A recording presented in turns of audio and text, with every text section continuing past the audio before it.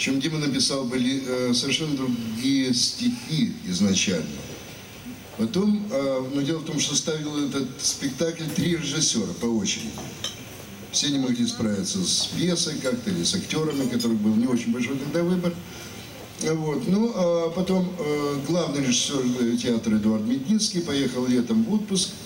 Отдыхал он, по-моему, в Доме творчества на Кавказском побережье, значит, и нашел композитора Цабадзе, известного. И предложил ему написать, вот у него были эти стихи, он ему дал как бы эти стихи, там и прочие какие-то дела. И спустя там где-то месяц-полтора, вот, после окончания отпуска, праздничного начала театрального сезона, когда ставить уже нужно было эту пьесу, Цабадзе прислал свой вариант музыки, в том числе вот на этой песне. Но совершил одну большую ошибку. Цабадзе написал, я бы сказал, даже какую-то симфоническую пьесу на 8 голосов. А в то время в театре пело только 2 человека. Да, я и Тимофей, причем он молчал. Ну, поскольку это, короче говоря, мой вариант победил, но остались уже новые варианты стихов, новый вариант стихов, который вот сейчас поет. Самое интересное, что вот на Дальнем Востоке, скажем, в других местах бывшего Союза до сих пор поют первый вариант. И это очень приятно, потому что я и Дима уже полностью его, наверное, не помню. Ну все, мы очень долго, по-моему, уже говорили, мы уже отдохнули. Скажем, что это любимая песня, она открывает многие слеты, и песня называется «Грузинская». Мы просим грузинскую. Да, мы...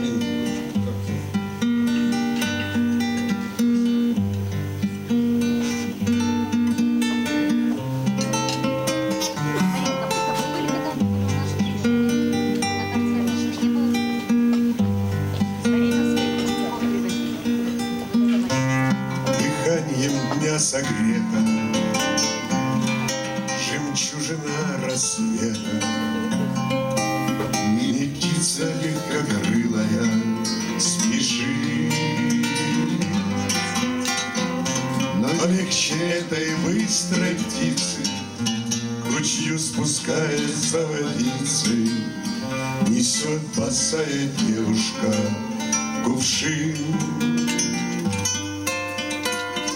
Но легче этой быстрой птицы, к ручью спускаясь за водицей, несет босая девушка кувшин.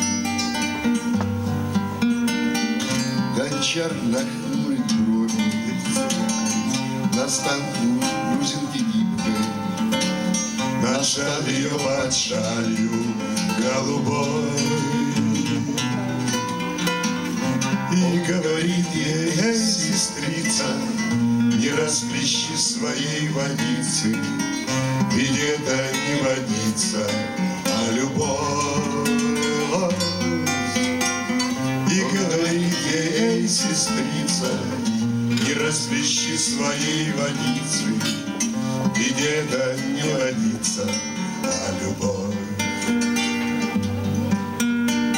Она нахмурит брови, что выглядит суровей, как ручеек прольется ее речь.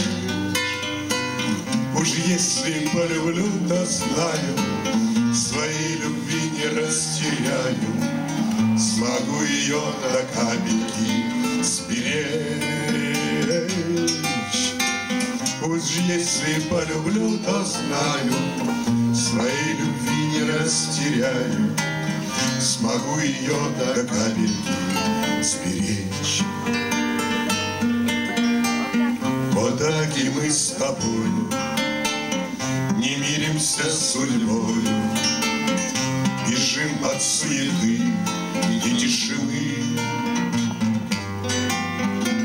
забыв про беды и про годы, мы к чистым тем ручьям приходим, чтоб наполнять любовью кувшины. Забыв про беды и про годы, мы к чистым тем ручьям приходим, чтоб наполнять любовью кувшины.